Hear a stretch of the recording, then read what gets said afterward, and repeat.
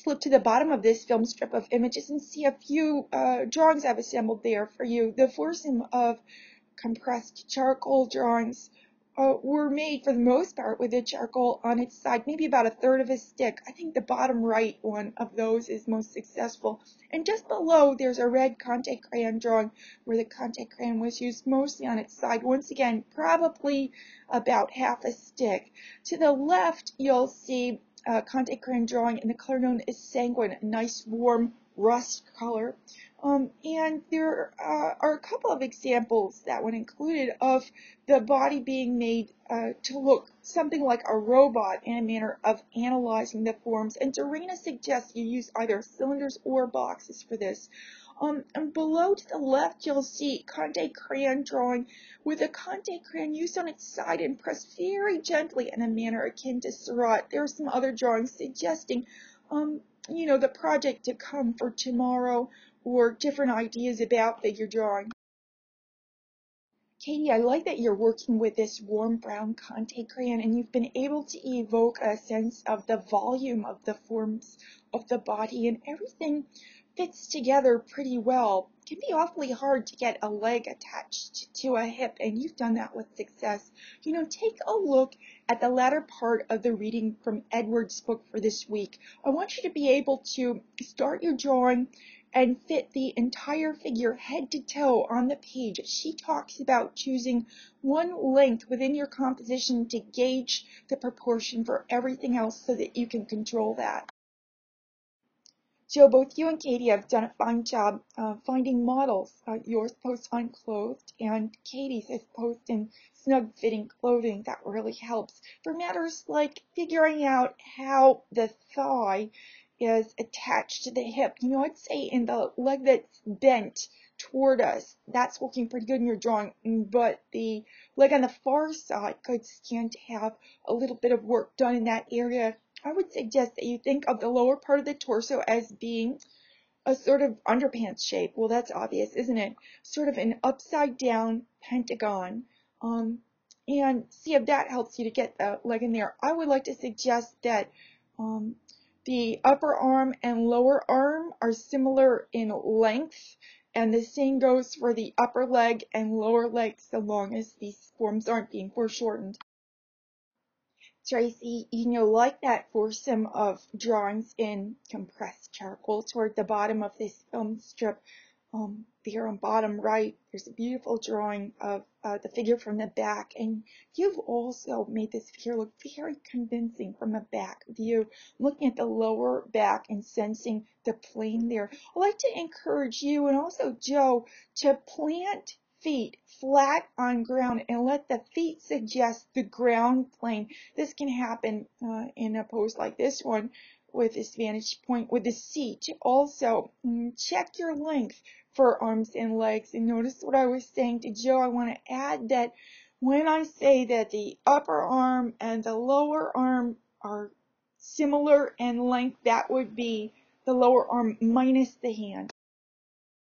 Melissa, it's good to see your drawings, and there's a substantial quality to them. I like the way that you're fitting the limbs into the torso, and the pronounced rib cage is speaking of the volume of the upper torso well. Now, I want to mention that the anatomical midpoint for an adult is the crotch. That's to say that the crotch is half the height of the figure, okay?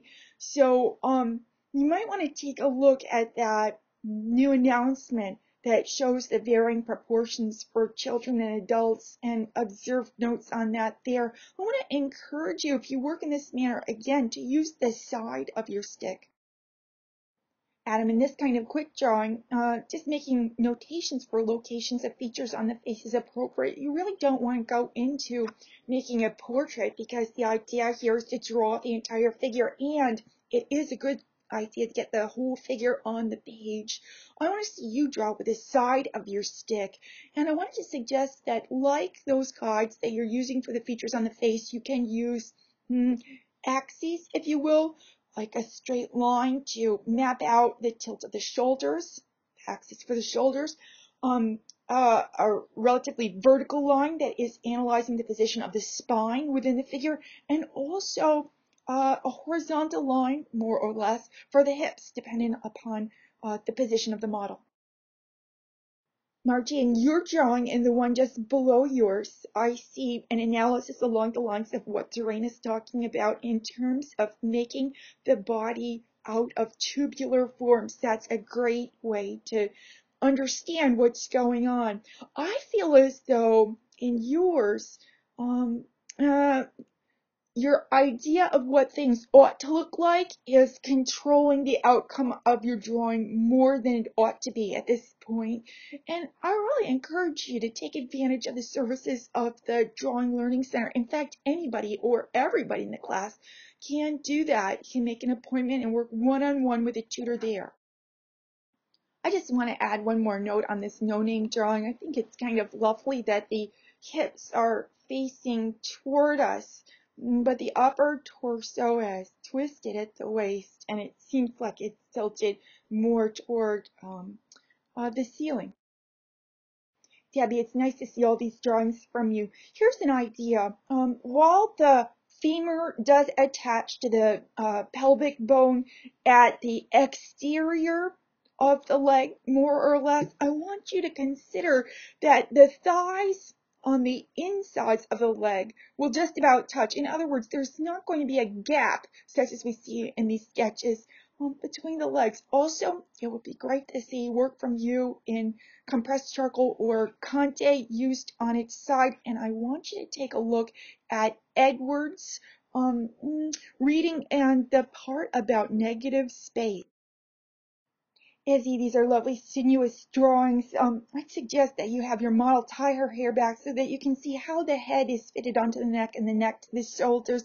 And then the next thing is, let's look for distinction between the upper torso and the lower torso. You know, there is an obvious juncture. We've got the ribs shaping the upper torso and the pelvic bone the lower area of the torso. Then these are hinged together at the spine. Try to get the entire figure on the page. Trevor, you've done a nice job of using the stick on its side to sculpt the form of the figure, and it is nice to focus on the torso. However, I would suggest that you include the figure from head to toe in future drawings. I'd like to talk about a couple of images here at the bottom that relate to the next drawing assignment. Focusing on the man seated sideways in the easy chair. This is a good example of a sfumato drawing that may be predominantly in drawing charcoal. The drawing below is an unfinished sfumato drawing. To the right is a drawing on newsprint, not using this sfumato technique, but you know, a nice sort of pose perhaps for a lengthy drawing session. And then there are just a couple of drawings that suggest what you could do with the figure once you become proficient at drawing the figure. I like the idea of a narrative, you know, maybe someone held captive, or this, what is it, like a chicken fight? Oh, and the stockings above. You know, notice in the chicken fight drawing that the legs have bands around them showing the roundness of the cylindrical form. Think about that. As we come to the close of the course, I want to emphasize professional presentation of your work. Please ensure that your work is well lit, that there aren't shadows cast across it or streaks of light. Crop your work so that we see the drawing only and not extra stuff around it. And if you're not working with a brown Conte crayon, for example, take the time to make the image a grayscale one in Photoshop.